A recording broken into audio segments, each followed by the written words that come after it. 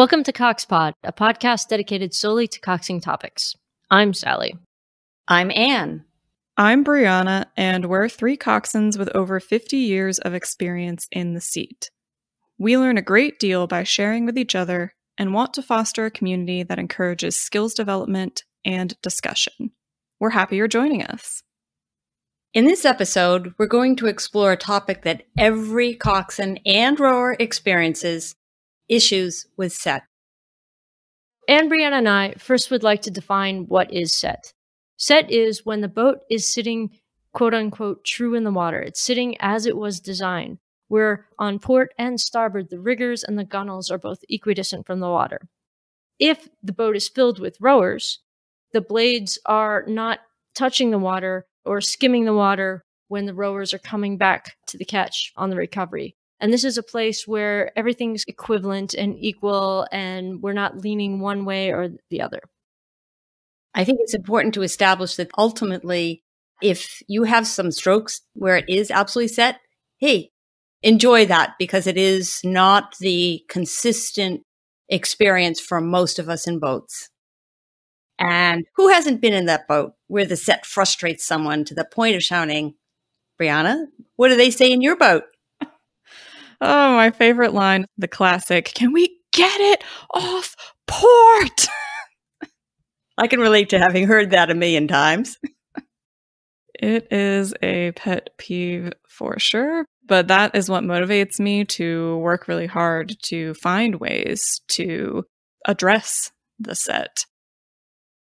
So now that we've talked about it, and we know that this is not a happy place for Brianna when she's leaning to the port side of the boat, what stages, what steps, what other things do you guys think of to help correct this set? How do you put the world, well, maybe not the world, but the boat back into balance? Well, one first pivotal concept that comes up when we think about this is the handle height of the oar. That's a kind of early adjustment that we often go to. And a perfect example of how handle heights can affect the boat happens when the rowers are sitting out even. And one of the things that can be really frustrating and really challenging to work through is thinking about why and how the boat can still be offset even when there is a pair or more sitting out, which I imagine we've all experienced. And the point of having those people who are sitting out work to contribute to setting the boat is so that the rowers who are in can focus on what they're doing, whether it's a warm-up or a drill or something like that, and they don't have to worry about set being an issue in that moment. So what we want to talk about here to start is how can we fix an unset boat in this situation where we even have some people sitting out? I think a key point to this that we should think about is that once we're all in the water together, there are no passengers. All 9 of us have an active role to contribute to the set. And I think there's always something you can do to fix set. It's never the other guy's problem. I have issues sometimes with rowers who are sitting out and setting the boat for their teammates in terms of their engagement with that process. It is a very active process, but I often find that I have to remind the rowers to stay engaged with that process for the betterment of the practice, for the betterment of the rowers who are actively rowing and doing that drill. I think part of that is affected by how the rowers actually support the oar and the set of the boat when they're sitting out. Do you guys have thoughts on that? Every coach is going to have a different opinion and have a different preference on how you hold the oar when you're setting. But the crux of it is you need to make sure that the oar doesn't wiggle, because every inch you wiggle the handle, because you're on a fulcrum, is going to be about a foot when it gets down to the blade. So when you are setting the boat, when you are providing those pontoons, the stability for your teammates or your coxswain to do something, that handle needs to be locked in. So you need to prevent it from moving horizontally or vertically. So what I typically do is I have my rowers move up to the catch position or maybe 3/4 slide and have them rest their handle on their legs and have one hand on the handle and one hand on the rigger or the foot stretcher or something, just so that they can eliminate that wiggle. As you point out, Sally, there are many coaches that have different styles, and if they have a preference, they're going to express that to the rowers and instruct them. But if you happen to be coxing a boat that has new rowers and hasn't been instructed yet, that's going to be a really important thing to do early on, right?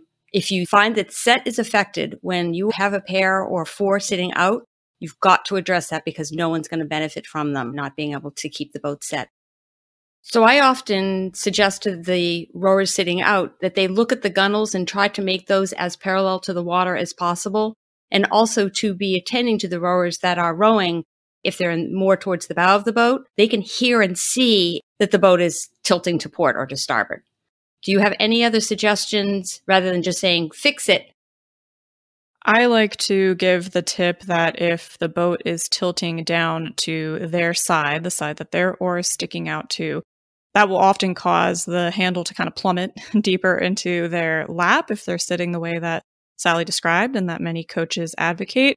And so all they have to do is lift that handle up a little bit, press against the water, and that will help tilt the boat back towards center. So I often empower the people on the side that the boat is down to make that adjustment. The people on the other side can tap down a little bit to try to kind of bring the weight back over, but I find it's most effective to instruct the people that can affect it the most by lifting those handles up on the side, again, that the boat is tilting down to.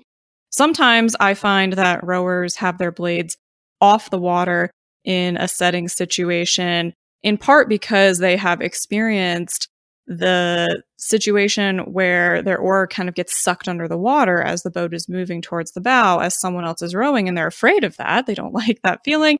And so they kind of hold their blades slightly off the water. One encouragement that I give them to help with that situation is as they're holding the blade, it's feathered, it's sitting on the water.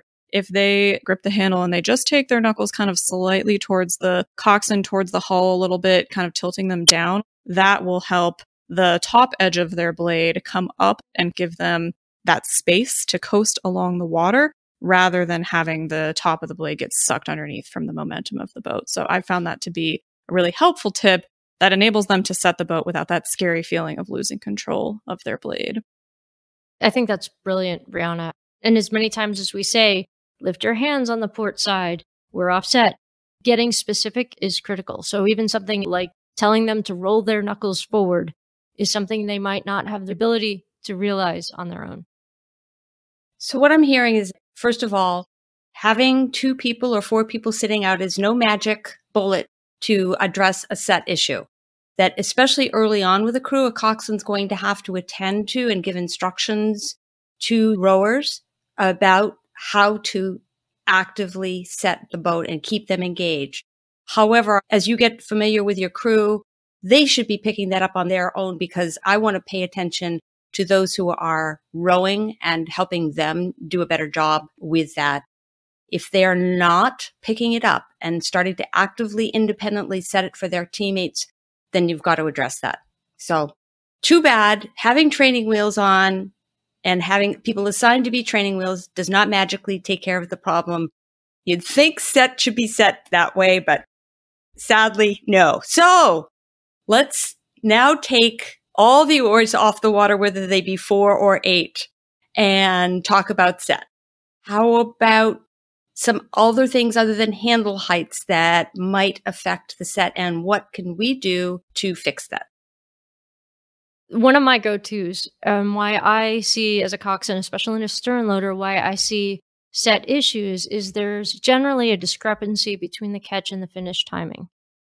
If you have one side that's in the water or one person that's in the water longer than another, and that can happen because of size, because of ability, because of a bunch of other things.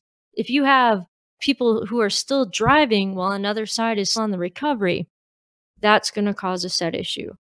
How do you guys correct the set issues when that occurs?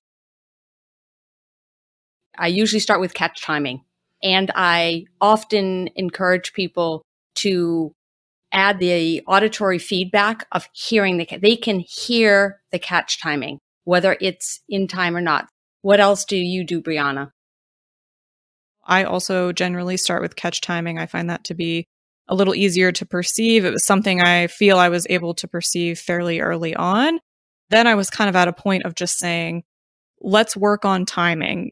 Let's take the next 5 strokes and focus on following the person in front of you. Some coxswains opt for a strategy of calling the catch and the finish, maybe just saying catch, finish, catch, release.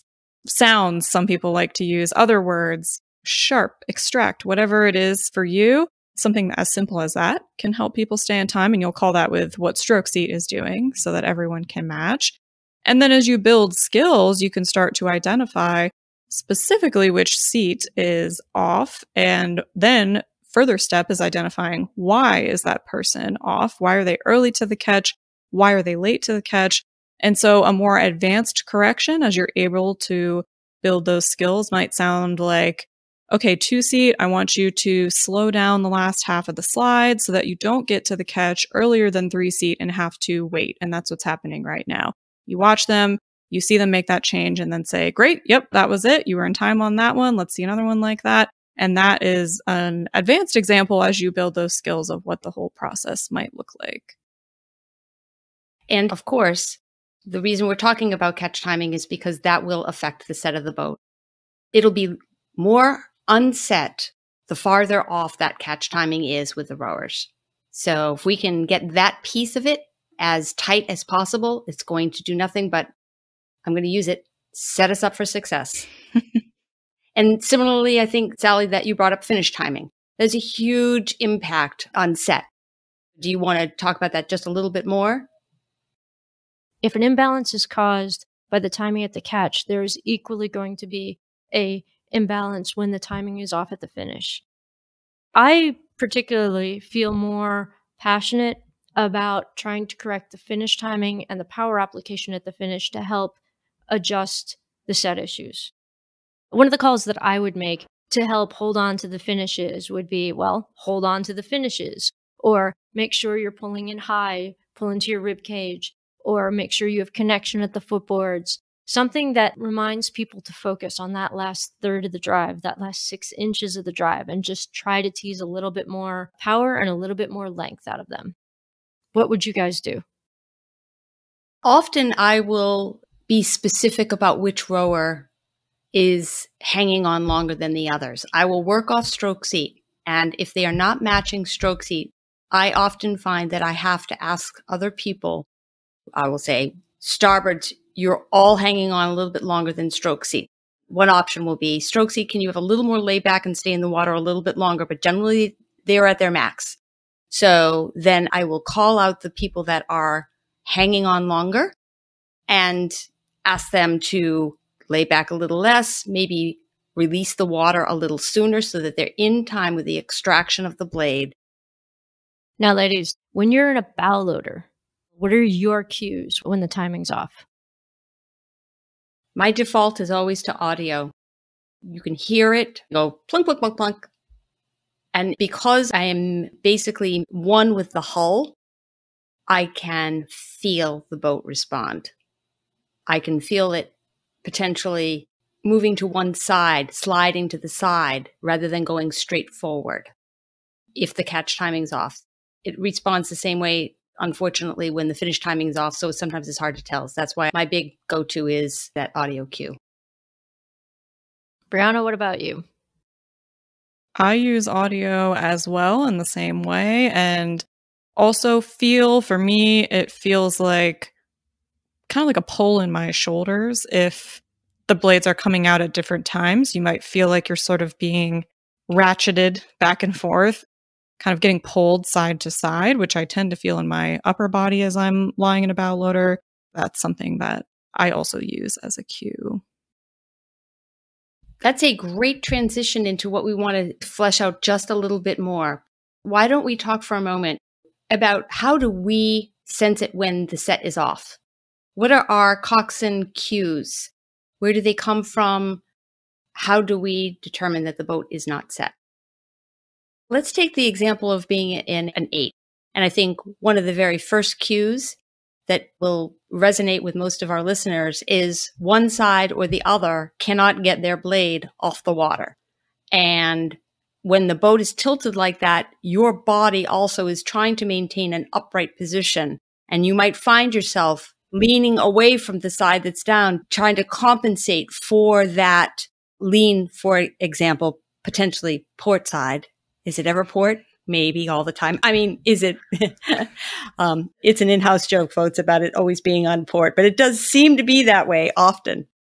So I often, for example, feel like I am tilting to starboard to compensate the boat when it's on to port. That's a first cue. I feel it in my waist, in my hips, in my shoulders, sometimes in my feet. My feet shift. I brace myself a little bit differently. In a bow loader, I can often tell that I have been trying to compensate for the boat, in this case, again, being on port, because I am hugging the starboard side. My right shoulder and my leg, I naturally scoot my entire body a little bit to starboard and lean there. And I spent a whole season before I realized it, kind of like hugging that side. And finally I said to myself, I've got to stop doing that. I have got to sit dead in this boat right over the keel and let the rowers make the adjustment. If you find yourself gravitating one way or the other, that's a hard tip off that the boat is not set. And sometimes the boat will be tipping back and forth. It's not going to be all on one side, in which case you're going to find like you're riding a bicycle or a horse. Your hips are moving back and forth and your waist is curving and your shoulders are tilting. I like how you were talking about that you're kind of a human gyroscope, Anne, that you're always trying to center yourself. And when all going on, and there is a lot going on, and you're worrying about steering and safety and calls, sometimes you might not notice that you're slightly sliding over to one side. But you're right, Anne. If you think about the way you're sitting, if you're putting more weight on one cheek or one leg or one foot than another, it sometimes is so subtle how you're trying to shift and manage the set. And then listen to it. There's going to be the sounds of the blades dragging, the sounds of different catch timing. I tap into what I call my Jedi skills when I use the Force and just start taking in all this data to help me determine the set and what's wrong with it. I'll add that visual signals is one that we can also use. That's something that was probably the first thing I was able to perceive when it came to set, and is a signal that I still rely on. I like to detect set issues visually in a stern loader by kind of looking down the center of the boat, maybe at stroke seat's foot stretcher, for example, sort of unfocusing my eyes, and then perceiving if either gunnel is closer to the water on one side. And then you can take a look at a pair of riggers as well and see if the boat is tilted towards one side. That angle that's formed by the water, the boat, and the rigger is different. So that's another way that you can start to perceive whether the boat is offset. So y'all, we fixed the catch. We fixed the finish. We fixed how they set the boat. So now we no longer have set issues. The boats will be like perfectly set, right, y'all? Perfect? Mm-hmm. Always. And that is why we're making this episode. Thank you very much. Please consider supporting us on Patreon.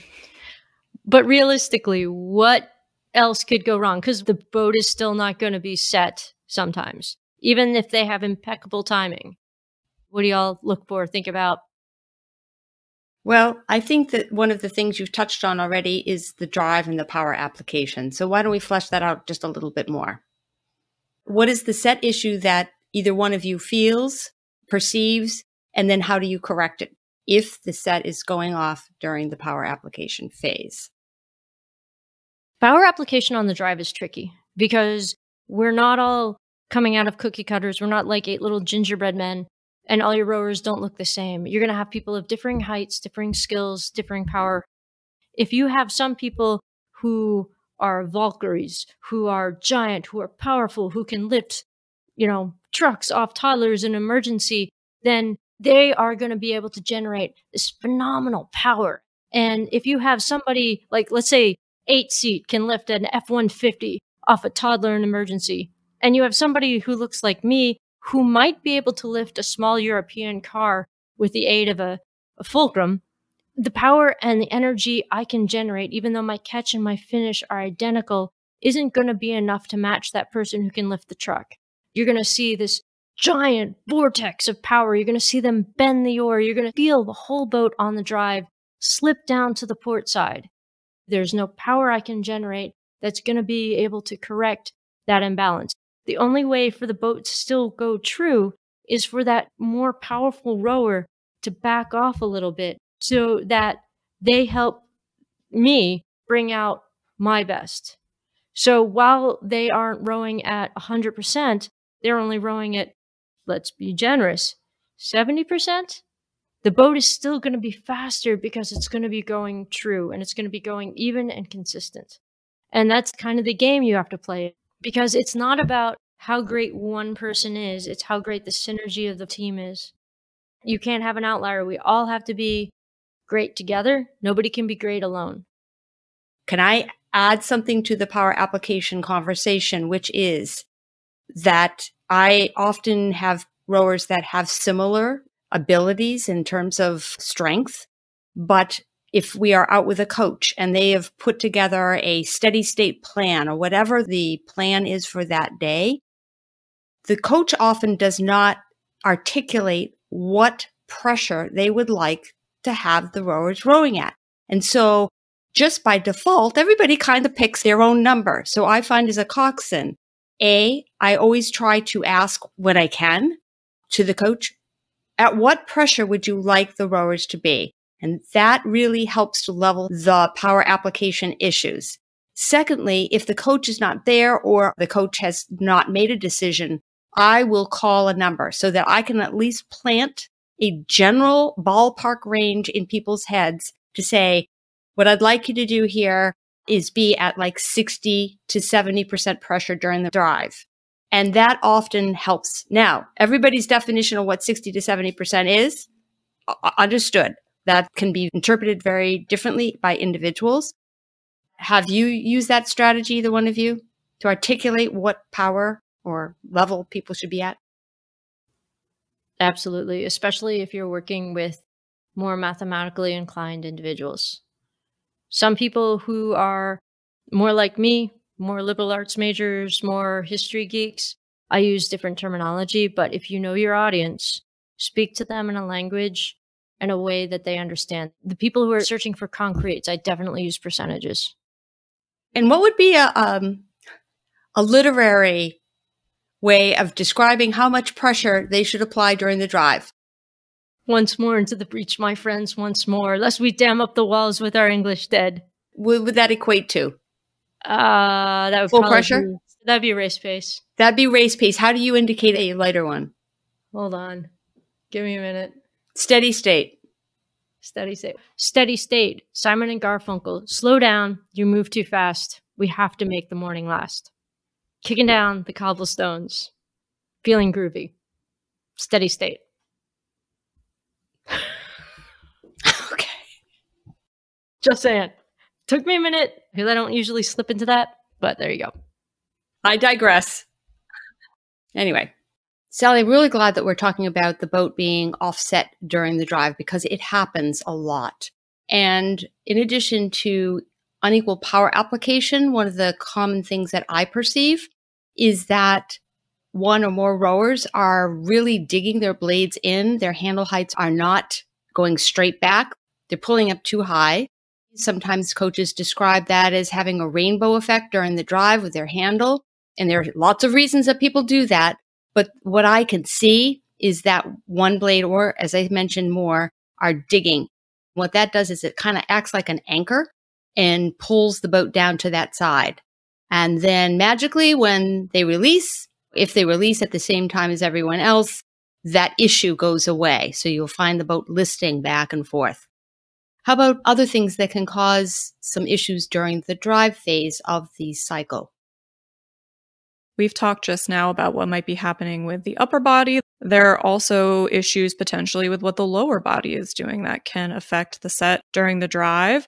One of those is how the rower has their weight positioned on the seat. We want to caution them, ideally, to keep that weight evenly distributed, which sometimes means instructing them to actually feel like they're putting a little extra weight on their outside butt cheek, for example, to counter the feeling that they are rotating out around their rigger at the catch and maybe leaning that upper body a little bit. Generally, sometimes just telling rowers to sit up can be something that helps the set. That's an easy one to say and make a call for, even if you have almost no idea what you're perceiving or what might be wrong. If nothing else, now they're rowing a little bit better. And then also all the way down to what rowers are doing with their feet. If the pressure off the feet is not even on the drive, that can also affect the set. So that's something that you can instruct the rowers to work on. And that's also a little hack that you can use if, for instance, maybe the boat has just been constantly down to port, of course, and it's just been riding on port for many, many strokes. It's very frustrating. And you're just looking for something to do to at least have the relief of one stroke, kind of reset everybody and try to get things back under control. One thing that you can do is you can ask the rowers on the drive all together on your call to push a little bit harder off of the foot on the side that they want the boat to tilt down towards. So if we are down to port consistently, I want to have at least one stroke that's even, or maybe even we flip to starboard and we can reset, like I said, then I might ask them to all push a little harder off their left foot on the next drive. And that can be a way to tip us back towards center. So lots of different aspects of the body that we can modify on the drive in our effort to improve the set. As we're going through the rowing cycle, let's talk about the next thing, which will be the finish. Some people call it the finish. Some people separate the finish and the release of the water. So we might use those terms interchangeably here. I am a little more specific, and I consider the finish to be when the blade is still in the water and the release when we extract the blade. But, different people call it different ways. Again, here we're going to use it interchangeably. So what kind of set issues do you see or perceive at the finish or the release? And let's presume that you've already fixed the timing. So other things that can happen are that potentially they're not coming out clean. So they're sort of feathering out of the water. Another common thing that I experience going awry is people leaning away as they are in the finish or a release position. And part of it is that they may not have their outside wrist level. They might be feathering with the outside wrist, a whole bunch of reasons. But if the bodies where there's a lot of weight, including the head, are leaning away at the finish, that's a recipe right there for being offset. So one of the calls that I try to focus on right away is keep your body centered in the boat at the finish and right over the gunnel. We're going to take 5 strokes to really focus on staying upright at the finish. Those are all potential causes for the experience of the boat being offset immediately as the blades come out. Sometimes that moment is perfectly fine, and it's elsewhere on the recovery that the boat will get offset. And that's where we can start to perceive this advanced level of knowing where to make a correction by identifying exactly where the boat is becoming offset. So after the blades come out, maybe everything is great, but then as the hands start to move away, maybe that is when the boat is dipping or overtly falling to one side. So what corrections might we offer if that's where the problem is arising? The differing hands away and body over speed is definitely a culprit. But just as there are regional dialects to our voices, there are regional dialects to rowing. Some people go arms away really quickly. Some people do arms and body. Really cleaning up that swing out of bow is going to help set a lot. Because if you've got 3 people who do it one way and 4 people who do it another, and an 8th person who just is all creative, that's not going to help anyone. What I perceive for differing speeds of the hands away is the rate at which the blades are moving away from me. So as they come out, they're at the closest point to me that they're ever going to be in the stroke. And then they start to move away from me in a stern-loaded shell. And I'm watching that speed to find out where the disparities are. Is someone moving much more quickly and reaching that hands away point faster than stroke speed, or faster than the rest of the boat, or slower? That is the kind of thing that I am looking for. And it might also be a change in the vertical height of that handle. Some people may have feathered and now be moving the handle straight away from their chest. Others might be kind of dropping their hands down or lifting up and touching the water with their blade. So there's a couple different things to look at there, the speed and also the height that the handles are at. So what I might call, if I detect that happening, is I might do a pause drill at hands away and see if we're getting there all at the same time. But often I'll just have continuous rowing, and I might say to people, make sure that the hands go first before the body follows. Let the hands extend fully out before the body moves forward. Hold the layback just another second while the arms go out at the same speed. Sometimes I'll say, try to look at the elbows of the person who is in front of you. Try to match that speed of the elbows straightening out, because they would be out to the side. And then as they come in towards the body, that is a cue that they can use to determine the speed at which the hands go away. I want to add, though, that for many crews, the hands away and the body over kind of all blend together. Yes, they do blend together, but I'll tell you, if you can maximize the hands away first and that speed, and then you can bring the bodies forward together, that's bonus points. So now let's talk about issues with the bodies following the hands away and what kind of set issues happen there. What I often notice is that issues from hands away are then magnified by body over. And often people either go over too far, or as they go forward, their hands drop because they have their arms all the way straight out. And it's normal. The mechanics are, if you keep your arms rigid with the oar handle out and your body swings forward, those handles are going to go down. So what I often will suggest to people is, as the body goes forward, lifting the hands ever so slightly so that the actual handle is at one horizontal movement. That's my first call if I see the oars starting to sky there.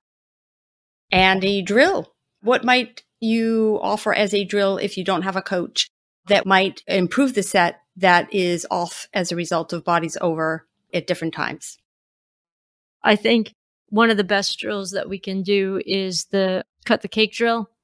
Calling that usually helps reinforce people to focus on body over and handle heights. As with all things in the rowing stroke, it's often a culmination of issues that manifests in the boat being offset. So if you have issues with the bodies over together, or people leaning different directions, whatever happened at the body over can happen even more so during the slide part of the recovery. Different speeds of the seats moving forward is a common culprit. And then people sometimes will be squaring up the blade, preparing for the catch at different times. So some crews start to do that the minute the seat starts to move forward. And so if people are starting to square up at different times, that will also affect the set. So making calls to improve the uniformity of the squaring of the blades will do nothing but help.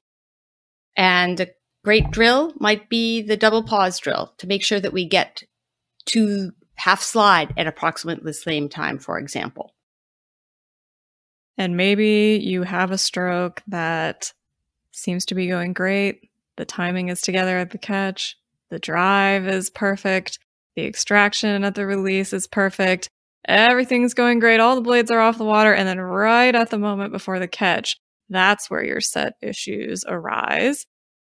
I'm often looking to see if one side's blades are sticking way up in the air at that moment, because people are fearful of squaring up at that point and putting the blade in the water because they're afraid they're going to bump into the water. And that's a scary feeling, losing control of the handle. And they also often take their outside shoulder and dip it way, way, way down towards the center of the boat, maybe in an effort to get length. And that causes their blade to sky, a term that we mentioned earlier, to move closer to the sky and end up higher up, way off the water. That's something I'm looking for if it's smooth sailing all the way up until the moment of the catch, and that's when the set gets off. I will often do a check of where our blade heights are at that point and give people a reminder to keep that outside shoulder up, to sit up and rotate from the trunk, rather than feeling like they're diving for any extra length in a way that isn't really helping by throwing that outside shoulder down towards the center of the boat. Water is a far better medium than clouds to row in. Indeed. I have two key things that I also think about and watch for. And one of them is that one of their legs may be flopping out to the side as they're coming up to the catch. For example, if they are on port side, I'll often see most clearly Stroke's right leg start to drift out in an effort to make more space to get that handle through their legs. So even just bringing those legs more parallel to one another at the catch will make a big difference. The other thing that I will also notice is that the squaring up is happening at different times. And if people are using their outside hand to square up, those two factors, the speed at which they're squaring up, the time when they're squaring up, as well as improper squaring using, for example, the outside hand, will all affect the set just before the blade goes in. Also, something that I recently adopted that seems to be helpful for at least the crews that I've been in is that as they are approaching the catch, I will also cue them into activating their glutes. So using their hips to maintain the connection with the seat and trying to make that as equal as possible, unless, as Brianna pointed out earlier, it's dramatically on one side, in which case then they should consciously adopt a little bit more weight on the other side. But let's say that things are doing pretty well right up until that time. Let's try to activate the glutes. And that also helps to stabilize, particularly in women who tend to have looser ligaments in their hips, helps to stabilize that area of the body just before they're going to take the weight of the boat with their oar. What drill would you do to correct the catch? One of my favorite ever, it's legs only drill. That particular drill is one of the ones that has so many benefits. But in this case, where we're talking about set, it's going to have them really focus in on those aspects that we just talked about. This is the only part of the stroke they have to worry about is coming up and catching. They don't have to worry about swinging. They don't have to worry about pulling in their arms. All they need to do is to come up to the catch, drop the blade in, and press their legs down, holding that core nice and solid. And I think that really helps to improve a couple of things, not the least of which is the set of the boat. Now, we've talked about what we can perceive as coxswains and what can go wrong.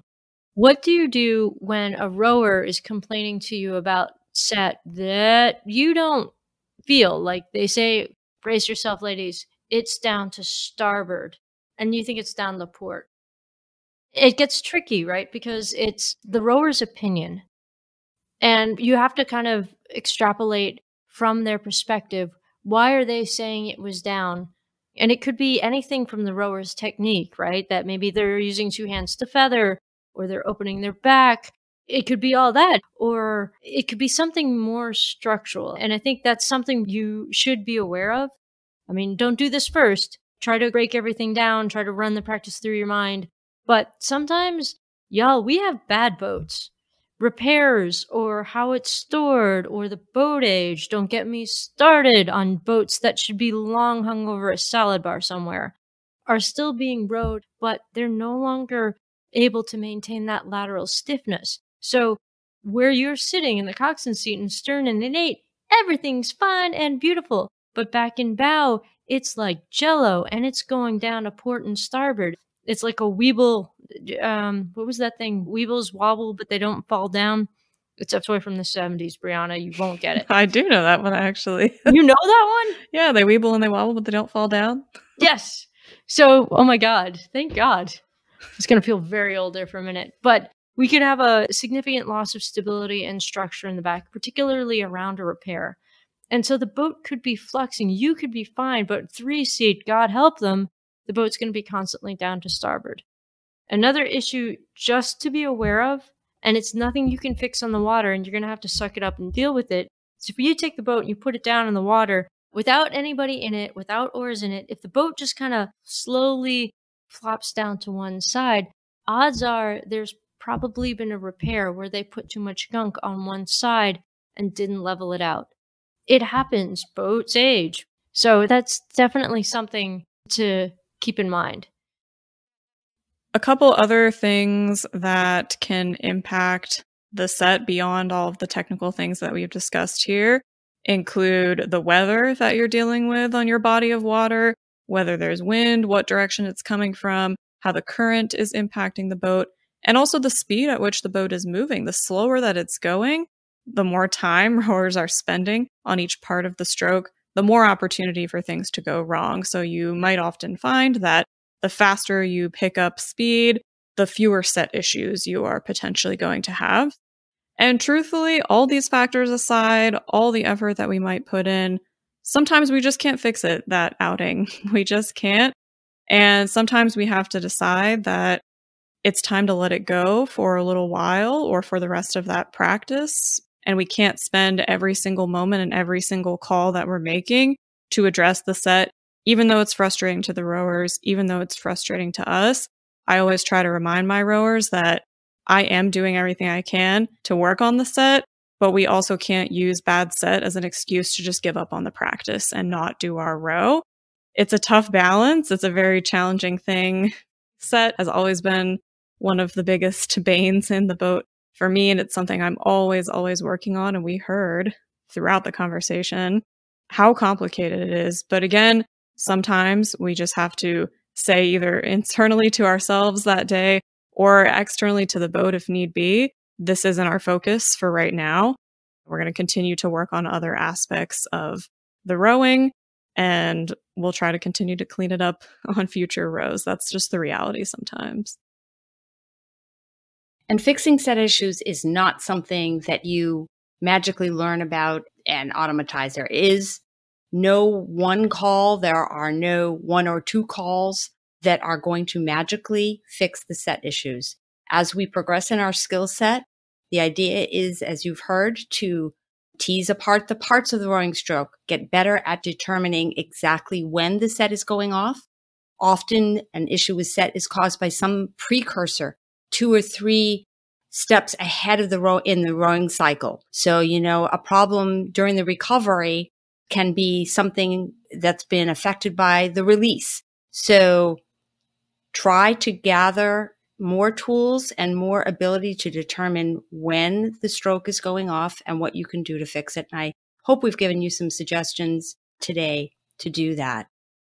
However, my bane is when rowers are helping to set the boat and it's still not set. That's when my teeth grind a bit. Gonna say it. But you have to work on it every single day. There is not a time I have been in the boat that I have not had to, at one time or another, address set issues and done my best actively to assist in getting it to be better set. It's hard. Because it's a constant set of shifting variables. Herodotus said, you never step in the same river twice. You will absolutely never step in the same boat with the same lineup, in the same moods, in the same water conditions, in the same weather, in the same atmospheric pressure, in the butterfly in Japan. Never going to be the same way twice. So there's no one rubric for any of it, unfortunately. And being a rower is hard. Implementing the rowing stroke by yourself is difficult. Doing it with other people, it's tremendously challenging. I adore the sport. When a stroke goes right and the boat is set, it's miraculous. And I always take time to celebrate that with crews that I'm with. Even if it's 4 strokes in a row, yay. That's a win. That's a real win. Setting the boat is a very challenging task. Many coxswains find themselves in a place of hearing that handle heights is something that can affect the set. And we sometimes get stuck there and we don't feel like we have anything else in our repertoire except to just say, handle heights, guys. Can we fix our handle heights? Everyone pay attention to handle heights. So we really hope that we were able to provide some additional options of things that could be contributing to the set. And hopefully that equips you with more calls, more tools in your toolbox to be able to address that in the future. And we'd love to hear how it goes. Please do communicate with us and share things that we maybe didn't think of on our Slack channel at coxpod.com/Slack, SLACK, or on social media or anywhere else that you can get in touch with us. As we finish up this episode, we want to thank you for listening. If you like what we're doing, please consider financially supporting us on Patreon. We're excited to bring you more content soon, and until next time, I'm Brianna. I'm Anne. And I'm Sally, signing off for now.